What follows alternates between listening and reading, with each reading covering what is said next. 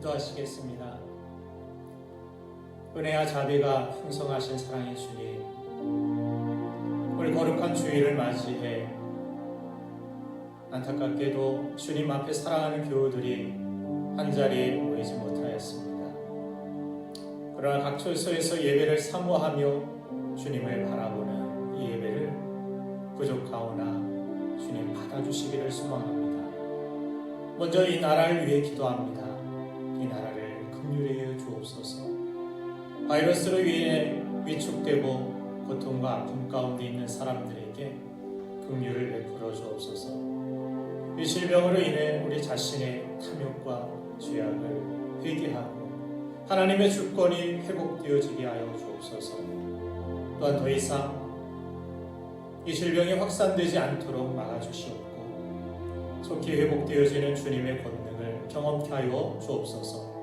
특별히 오늘 예배를 사모하며 예배의 회복을 간절히 소망하는 사랑하는 교우들의 직장과 가정을 돌봐주시고 하루속히 함께 모여 예배할 수 있도록 은혜 베풀어 주옵소서.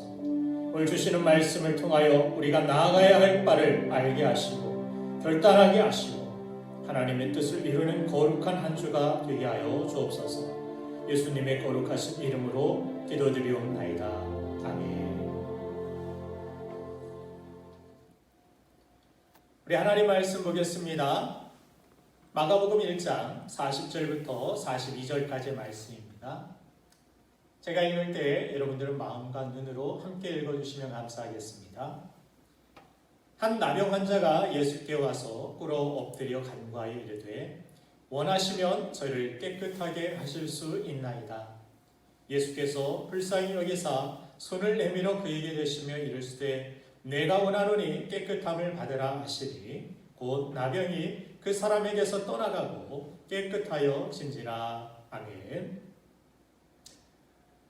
당신의 삶의 이야기를 해주세요라는 광고를 본 적이 있습니다. 광고의 내용은 이렇습니다. 만약 당신의 삶을 책으로 쓴다면 누가 그 책을 읽고 싶어 할까요? 여러분은 다른 사람에게 내 삶의 내용과 또 특별히 그 삶의 내용 중에 기쁨으로 나눌 삶의 이야기가 있으십니까? 나눌 때마다 내 가슴을 뛰게 하는 그 이야기가 있다면 얼마나 좋을까요? 요즘 뉴스에는 온통 안타까운 소식들로만 가득합니다. 코로나로 인해서 격리된 사람들의 이야기부터 치료할 곳이 부족해서 자녀들에게 옮길까봐 극단적인 선택을 한 부모의 이야기까지 얼마나 마음 아픈 이야기인지 모릅니다. 그런데 오늘 우리가 함께 읽은 본문에는 코로나보다 더 심각하고 안타까운 사람의 이야기가 소개되고 있습니다. 그 당시 불치병으로도 불리고 천연이라고도 불리던 나병에 걸린 사람의 이야기입니다. 나병에 걸렸다라는 것은 가족과도 이별이고 사유와도 격리를 뜻하는 것입니다. 한두 주 아프다가 나을 병 같으면 소망이 그나마 있겠지만 이 병에 한 번 걸리면 소망이 없습니다. 미래가 다 사라져 버리는 것입니다. 게다가 사람들이 주변에 있을 때 자신의 입을 가리고 나는 부정하다 외쳐서 사람들에게 알려야 했던 어쩌면 육신의 고통보다 마음의 고통이 더 심했던 사람이 나병 환자였을 것입니다. 그렇게 사람들을 만날 때마다 고개도 들지 못하고 나는 부정하다고 외치는 사람이 사람들을 만날 때마다 기쁨으로 나눌 인생으로 변화되게 된 것입니다. 저는 오늘 예배하는 여러분의 삶이 누군가를 만나면 가슴 뛰게 하는 기쁨의 이야기를 전해줄 수 있는 삶이 되기를 간절히 소망합니다. 그렇다면 이 나병 환자의 놀라운 삶의 변화가 무엇으로부터 시작되었는지를 우리가 살펴보길 원하는데 오늘 본 말씀 마가복음 1장 40절 말씀을 다시 한번 제가 읽어드리겠습니다. 한 나병 환자가 예수께 와서 꿇어 엎드려 간구하여 이르되 원하시면 저를 깨끗하게 하실 수 있나이다. 오늘 성경은 그의 회복의 이야기를 기쁨의 이야기의 이 시작이 바로 그가 예수님께 나아가는 데서부터 시작되었다라는 것을 말씀하고 있습니다. 그러므로 우리가 붙들어야 할 중요한 하나님의 메시지 첫 번째는 예수 그리스도께 나아가야 한다는 것입니다.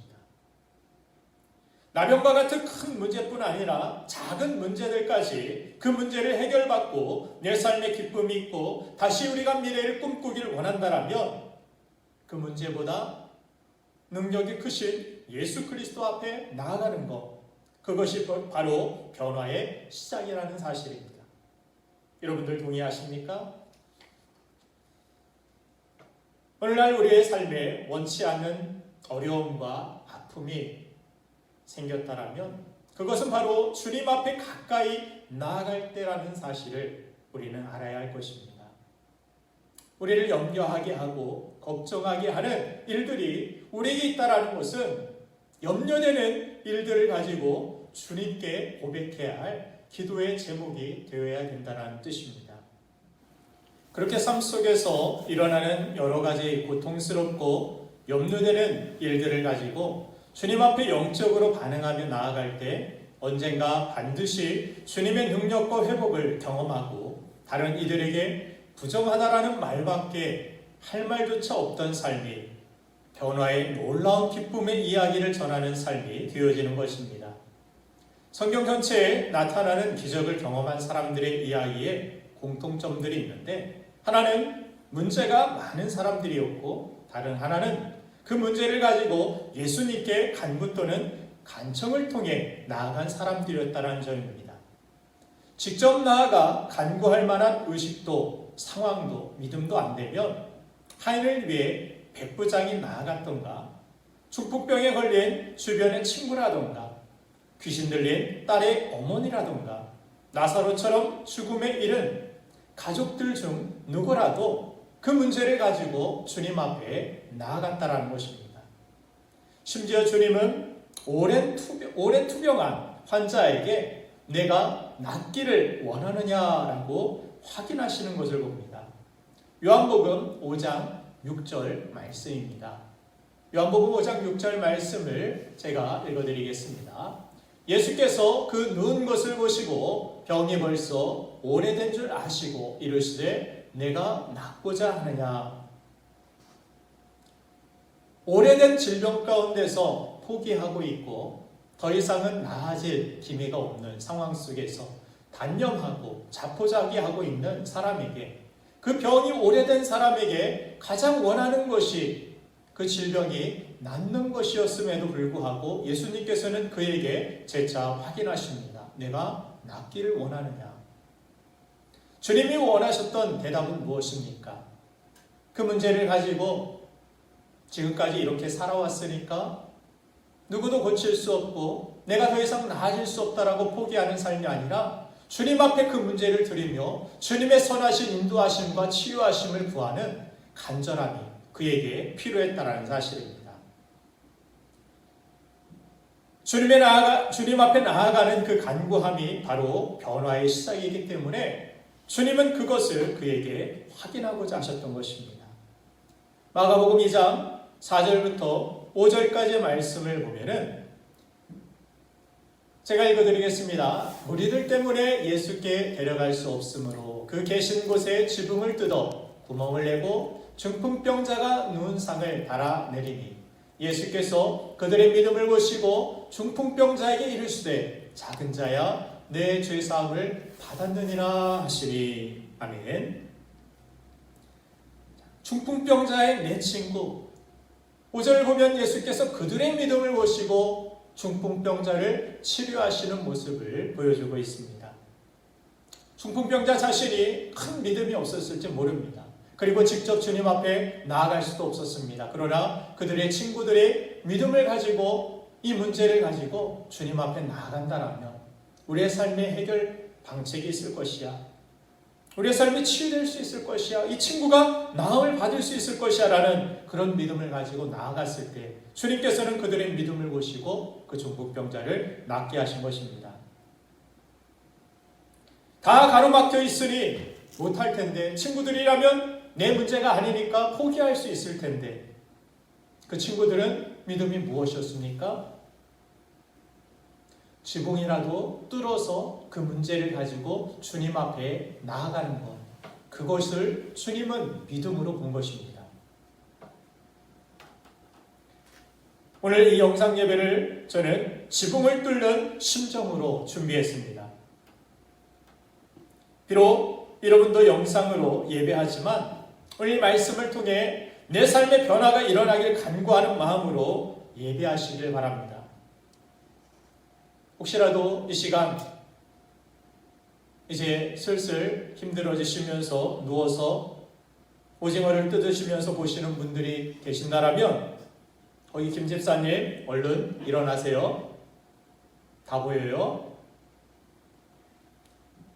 식사하시면서 대충 드라마 보듯 보시는 암흑의 성도님, 사람이 떡으로만 사는 게 아니에요. 집중하시길 바래요. 간절함, 간구함, 어느 곳에 있든지 주님 앞에 나아갈 때 우리의 마음의 자세, 영적인 태도는 바로 간구함, 간청함의 태도여야 한다는 것입니다. 또한 지금 예배하지 못하는 상황에 여러분들 익숙해지지 마시길 바랍니다. 더욱 주님께 가까이 나아가 예배할 날을 간절히 바라는 마음이 우리에게 있어야 할 것입니다. 잠언서 8장 17절부터 18절까지의 말씀을 보면 나를 사랑하는 자들이 나의 사랑을 입으며 나를 간절히 찾는 자가 나를 만날 것이니라고 말씀합니다. 그러면서 부귀가 내게 있고 장관 재물과 공의도 그러하다라고 하나님은 말씀하십니다. 공의도 재물도 부귀도 세상의 모든 것들이 하나님께 있기 때문에 하나님을 간절히 찾는 것, 그것이 우리의 인생의 진정한 행복의 길이고 축복된 길이라는 사실입니다. 누가복음 11장 8절 말씀에 주님께서 이런 말씀을 하십니다. 제가 읽어드리겠습니다. 내가 너에게 말하노니 비록 벗됨으로 인하여는 일어나서 주지 아니할지라도 그 간청함을 인하여 일어나 그 요구대로 주리라 말씀하십니다. 그래서 우리가 아버지께 기도해야 될 태도가 어떤 자세느냐? 한두 번 기도하다가 포기하고 내 삶의 문제가 오래되었으니 누구도 나를 도울 수 없다라고 단념하는 것이 아니라 주님께 간청함이 살아있다라면 여기에서부터 우리의 삶의 변화가 시작될 수 있다는 것을 주님은 가르쳐 주신 것입니다. 간절한 마음으로 우리가 닥쳐있는 문제와 아픔을 주님께 가지고 나아갈 때 여기에서부터 우리의 아름다운 이야기는 시작되는 줄로 믿습니다. 우리가 영적으로, 정신적으로, 육체적으로 치유받기 위해서 주님께 나아가는 결단이 있어야 할 줄로 믿습니다. 우리가 주님께 나아가는 데 있어서 여러 가지 방해물들이 있을 수 있습니다. 자신의 신념이 방해하기도 합니다. 자신의 지식이 장애물이 될 수도 있습니다.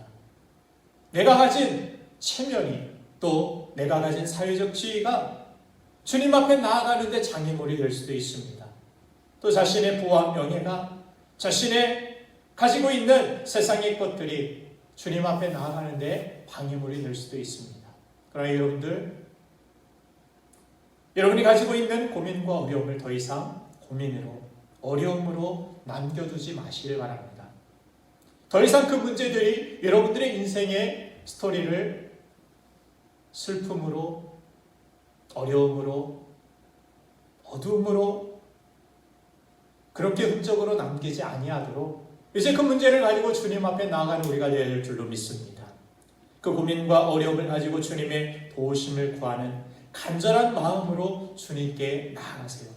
그리할 때 여러분의 문제는 더 이상 문제가 아니라 하나님의 역사가 되고 여러분의 기쁨의 이야기가 될 줄로 믿습니다.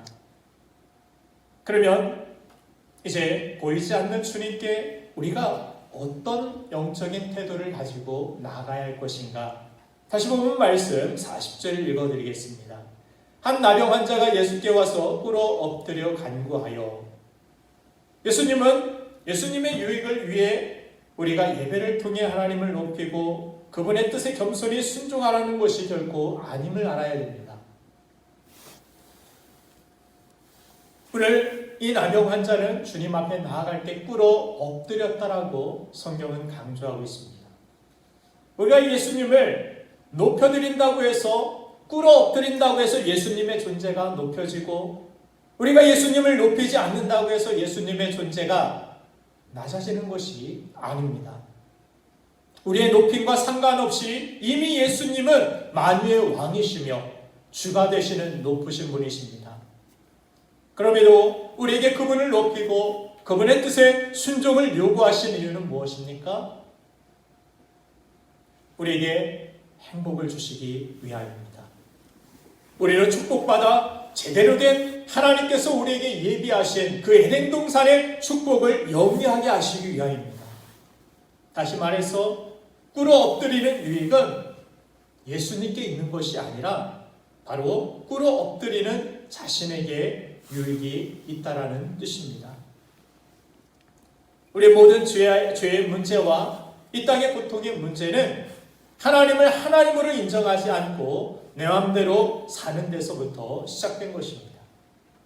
우리는 스스로 있는 신이 아니라 창조주가 만들어낸 피조물이며, 우리를 지으신 이유는 우리가 하나님이 보시기에 심히 좋은 삶을 보기를 원하셨기 때문입니다. 그렇게 심히 좋은 삶이 되기 위해서는 내 욕심을 따라서 하나님의 말씀을 버리고 선악과를 마음대로 먹는 그런 인생이 아니라, 먹지 말라 하면 먹지 않고 생명나무 실과를 먹으라 하면 그것을 먹고, 그렇게 피조물들이 창조주의 섭리 안에서 그분의 설명서인 말씀대로 살아갈 때 건강하고 행복한 삶을 살아갈 수 있는 것입니다. 창조주 하나님의 놀라운 역사와 능력은 내가 창조주만큼 높아진 삶이 아니라 그분 앞에 꿇어 엎드리는 피조물이 될 때 그 차이에서 나타나는 것이 하나님의 놀라운 역사와 능력인 것입니다. 내가 죄의 문제로부터 해결받고 싶고, 내가 어떤 문제와 고통으로부터 해결받으려면 그 문제를 해결하기에 충분한 나보다 높으신 권위자셔야 된다는 것입니다. 그분과 내가 차이가 있어야 되는데, 여러분들 그분과 내가 차이가 있습니까? 여러분들 생각해 보세요. 내가 별로라고 여기는 그들로부터 어떻게 회복의 능력이 나타나겠습니까? 여러분들 생각해 보세요. 내가 무시하는 분으로부터 어떻게 은혜가 임할 수 있겠습니까?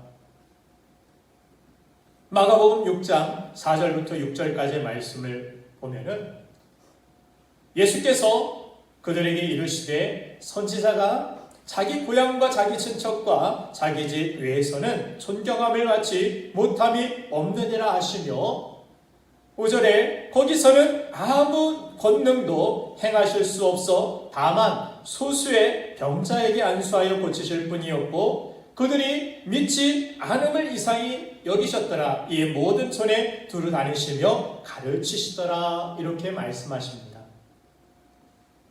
선지자가 자기 고향과 자기 친척과 자기 집 외에서는 존경을 받지 못함이 없느니라.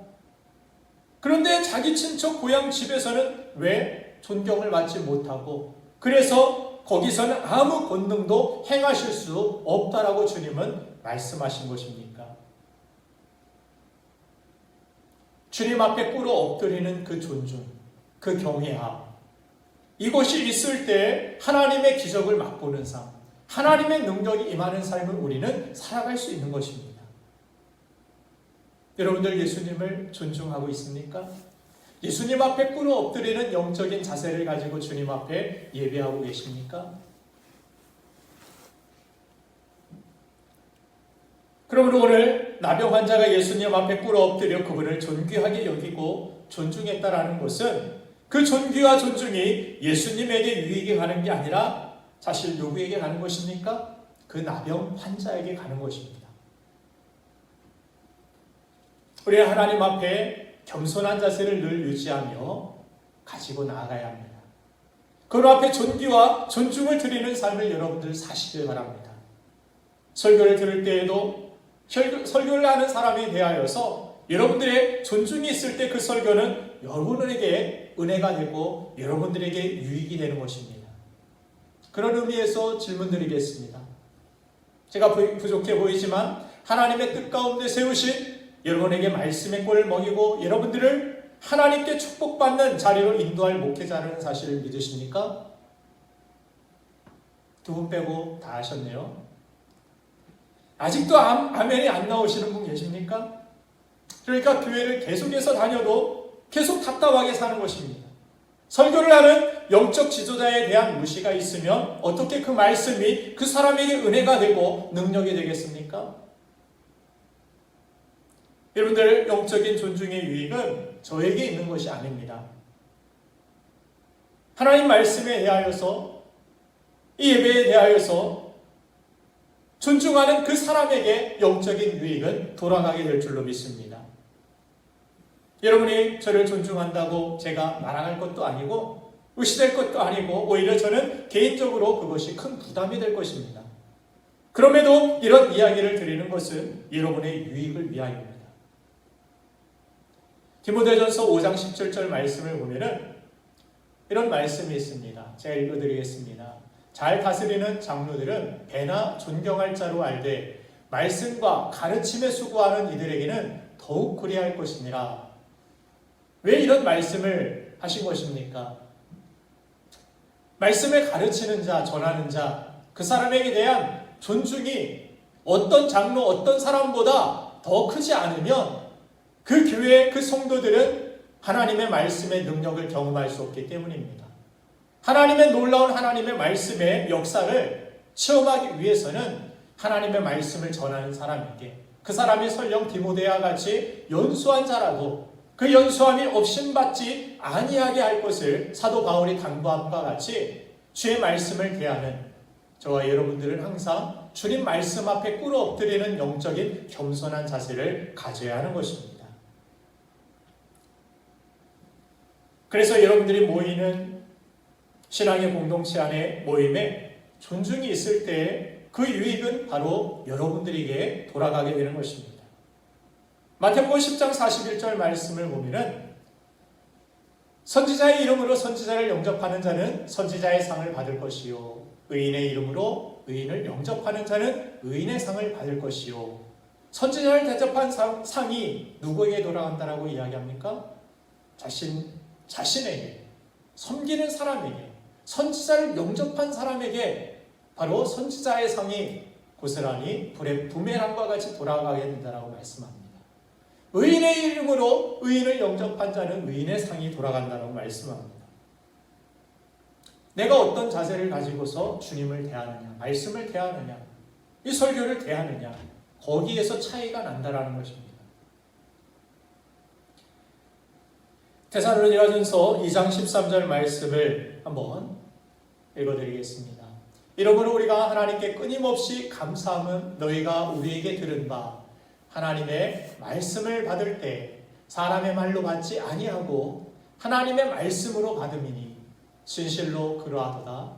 이 말씀이 또한 너희 믿는 자 가운데에서 역사하느니라. 아멘. 오늘 말씀을 듣는 여러분들도 제가 드리는 이 설교 말씀이 사람의 말이 아니라 하나님의 말로 들으시는 줄로 믿습니다. 진실로 그러하도다.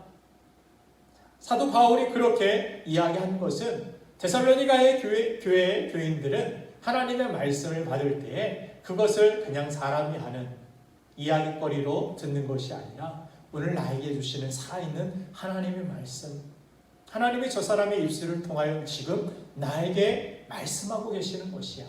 그렇게 말씀을 통하여, 설교를 통하여 하나님을 그들은 만났고 하나님을 대면하였고 하나님의 말씀 앞에 그들이 그 경외함을 가지고 존중함을 가지고 나아갔을 때 데살로니가 교인들은 놀라운 하나님의 축복과 능력과 기적을 맛보는 삶을 살아갈 수 있었던 것입니다.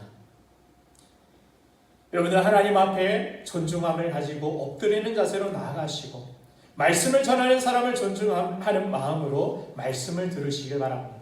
그러므로 하나님께서 주시는 놀라운 회복의 은혜와 축복을 이 예배 가운데, 이 설교 가운데 여러분들 다 누리게 되길 주님의 이름으로 축원드립니다.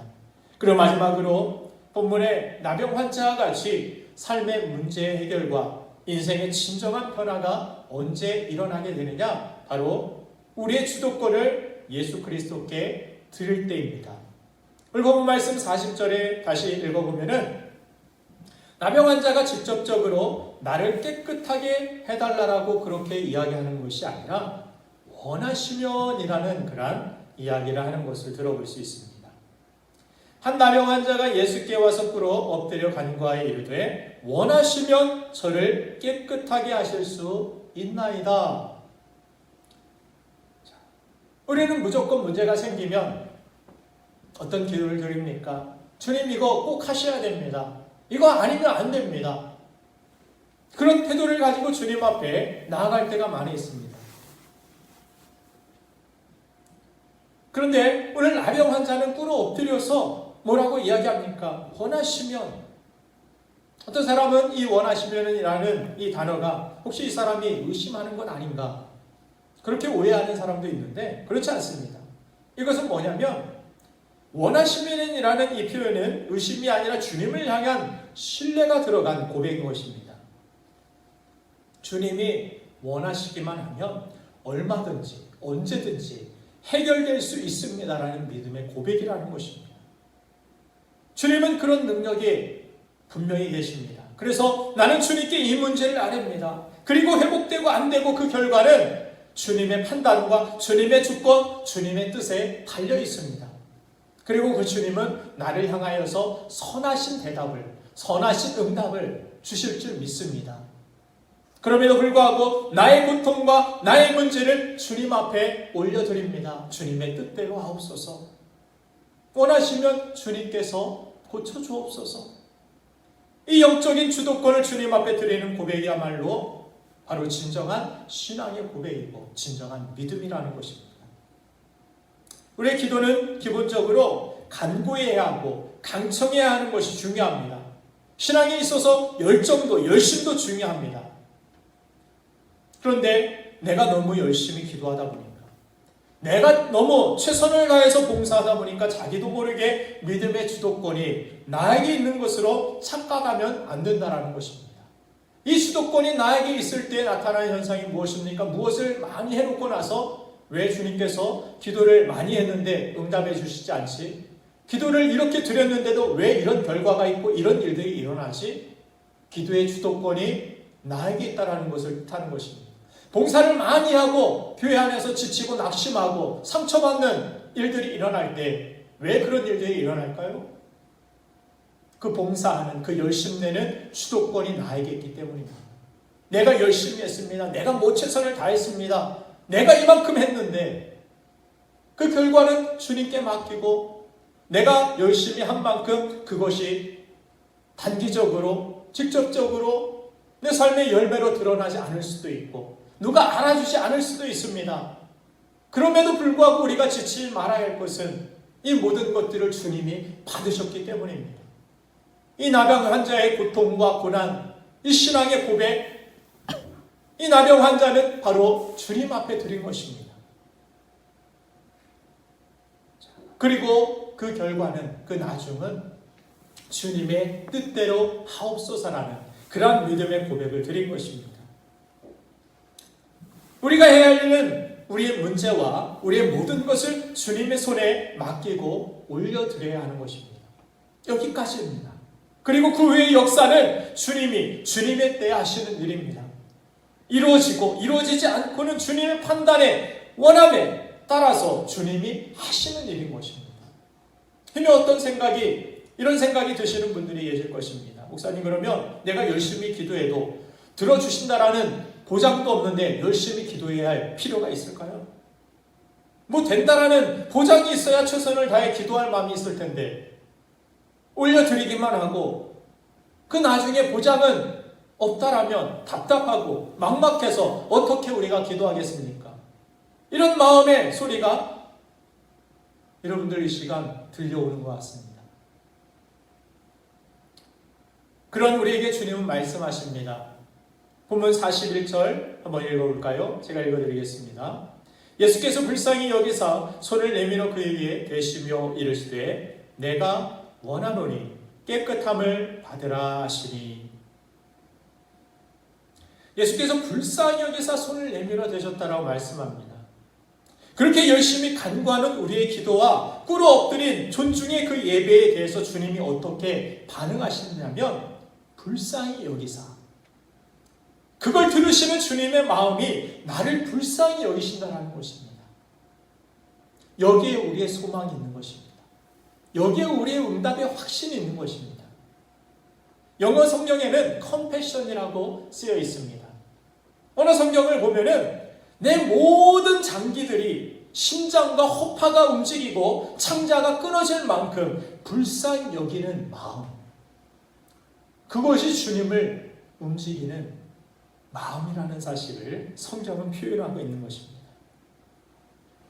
우리 자녀들의 아픔에 호소를 들으실 때 우리 주님의 마음은 어떠시느냐? 주님 안에 있는 모든 장기가 아파하면서 나를 불쌍히 여기신다, 이 뜻입니다. 너무나도 안타까워하시는 마음, 너무나도 불쌍히 여기시는 마음, 이것이 마가복음에 나오는 주님의 마음입니다. 또한 지금도 우리의 간구를 들으시는 주님의 마음인 줄로 믿습니다.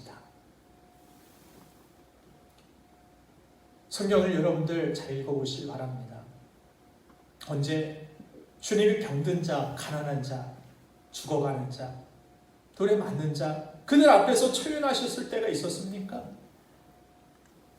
고통을 들을 때마다, 아픔을 들을 때마다 우리 주님은 같이 아파하며 다가오셨고 그들을 고치시고 회복시켜 주셨습니다.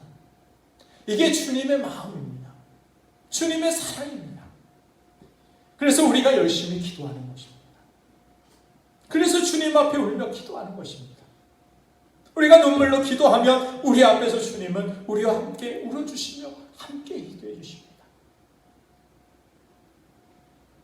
우리가 고통스럽다고, 우리가 힘들다고, 아프다고 기도하면 그거 가지고 아프냐고, 나는 십자가에서 더 아팠다라고 이렇게 외면하시는 주님이 아니라, 우리가 아파하면 주님은 온 중심이 아파하고 흔들리고 끊어질 정도로 그렇게 우리에게 그 아픔을 같이 느끼신다는 것입니다. 주님은 자녀들의 작은 시름에도 응답하실 정도로 우리의 하찮은 문제까지도 아파하시고 또한 그 문제를 회복시켜 주시려는 분이신 줄로 믿습니다. 특별히 불쌍히 여기신다라는 말은 마음만 있는 것이 아닙니다. 왜냐하면 주님은 행동하시는 하나님이시기 때문입니다. 오늘 본문 말씀을 보면 41절에 불쌍히 여기사 손을 내밀어 그에게 대시며, 불쌍히 여기고 가만히 있는 것이 아니라, 그래도 불쌍하다가 아니라 손을 내시는 주님의 모습을 볼 수가 있습니다. 그 당시 이 사건은 충격적인 사건인 것입니다. 지금 코로나 바이러스 확진자가 간 것들을 다 폐쇄하고 걸어간 발자국까지 소독하는 장면들을 우리가 흔히 볼 수 있습니다. 그런데 이 바이러스와는 비교할 수도 없는, 나병 환자에게 손을 댄다라는 것은 그 사람이 옮을 수 있다라는 것을 뜻할 뿐만이 아니라, 그리고 옮지 않았다 할지라도 그 당시 율법의 정결례에 의하면 나병 환자에게 접촉이 있으면 일주일 동안 공동체 밖으로 광야로 내쫓기는 것을 뜻합니다. 그런데도 주님은 그를 불쌍히 여길 뿐만 아니라 그를 터치하시고 계십니다.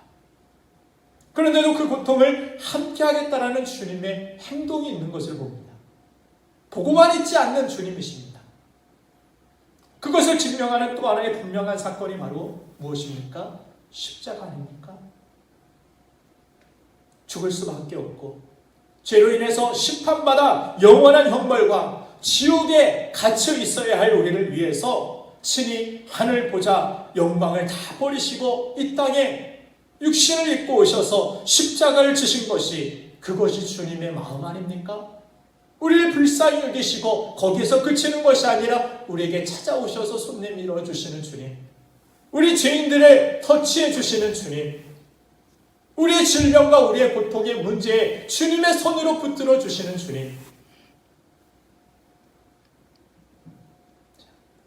우리 삶 속에 많은 기도의 응답과 체험의 이야기도 기쁘고 즐거운 이야기지만 정말 아름답고 행복하고 가슴 뛰는 이야기는 그분의 전 존재를 가지고 사랑 하나 때문에 이 모든 하늘 보좌 영광을 다 버리고 나에게 찾아오셔서 나를 구원하신 이야기인 줄로 믿습니다. 그것이 바로 나병 환자에게 있었던 아름다운 예수님의 흔적이었고, 오늘 십자가의 구속의 은혜를 입은 우리들 속에 있는 예수님의 흔적인 것입니다. 그렇게 예수 그리스도께서는 나병 환자와 같이 소망 없는 우리에게 소망이 되셨고, 미래가 암담한 그의 인생을 주님께서 불쌍히 여기사 만져주셔서 그의 인생에 이제는 더 이상 나는 부정하다 외치는 자가 아니라 다른 사람들에게 만날 때마다 나는 나음이 있었습니다. 나는 예수님을 만났습니다. 주님이 나를 불쌍히 여기사 나를 고쳐주셨습니다. 이렇게 고백하는 그의 인생의 스토리가 완전히 바뀐 모습을 볼 수가 있습니다. 그 주님은 지금도 우리 가운데 살아계십니다. 고통 속에 있는 우리의 문제 속에 들어와서 우리를 만지시고 우리를 회복시켜 주십니다. 여러분들, 무슨 이야기를 여러분들의 삶 가운데 남기시겠습니까? 다른 이들에게 어떤 기쁨의 소식을 전해줄 수 있겠습니까? 예수 그리스도의 은혜로 말미암아 아름다운 이야기가 여러분들의 삶 가운데 남아야 되지 않겠습니까? 그렇다면 이제 홀로 인생의 짐을 짊어지지 마시고 주님 앞으로 나오십시오. 그리고 그 모든 짐과 문제를 주님 앞에 겸손히 엎드려 간구함으로 맡기십시오. 그 당시엔 나에게 고통이었고 아픔이었지만 예수님의 은혜가 임했더니 그것이 내 삶의 역사가 되어 다른 사람에게 나누지 않고는 견딜 수 없는 그런 이야기를 남기는 축복된 여러분 되시기를 주님의 이름으로 축원드립니다. 말씀을 기억하며 잠시 여러분들 처소에서 기도하시기 바랍니다. 기도하겠습니다.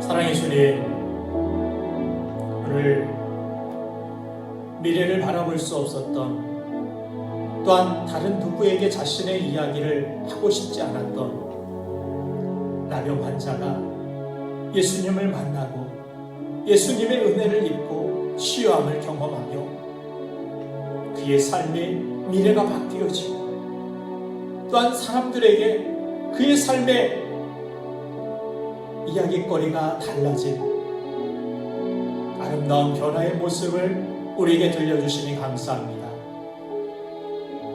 오늘도 그런 나병 환자를 불쌍히 여기시고 만지심과 같이 우리에게 임마누엘로 찾아오신 주님, 내가 세상 끝날까지 너희와 함께 하겠다라고 약속하신 주님께서 오늘도 이 자리에 우리와 함께 하시는 줄로 믿습니다.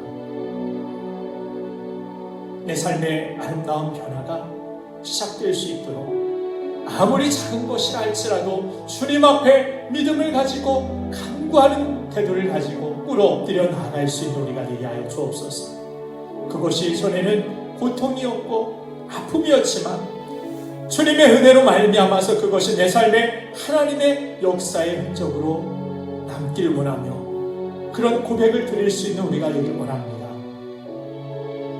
그런 우리가 될 수 있도록 주님의 은혜가 우리 가운데 있게 하여 주옵소서. 특별히 이번 한 주간 이런 아름다운 이야기가 우리의 삶 가운데 쓰여지길 원합니다.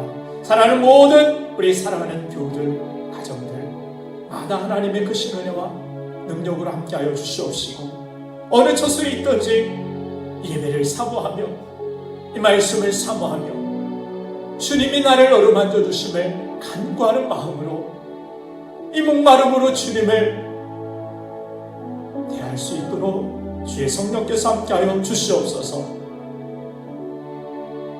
이제는 이 땅에 오셔서 우리를 구원하신 예수 그리스도의 놀라우신 은혜와 독생자를 아낌없이 우리의 죄를 대신하여 이 땅에 보내주신 하나님의 크신 은혜와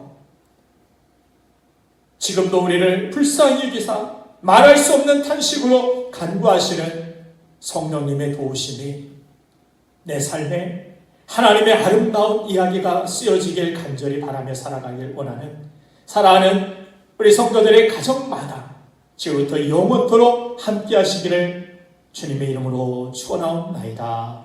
아멘.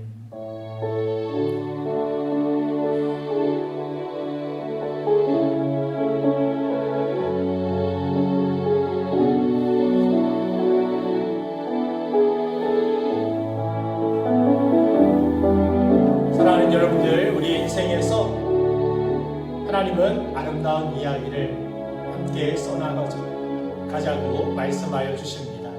오늘도 주님을 의지하고 믿음으로 나아간다면 여러분들의 인생이 달라질 줄로 믿습니다. 그렇게 변화되게 하실 주님을 우리 박수로 여러분들 저수에서 하나님께 영광을 드리겠습니다.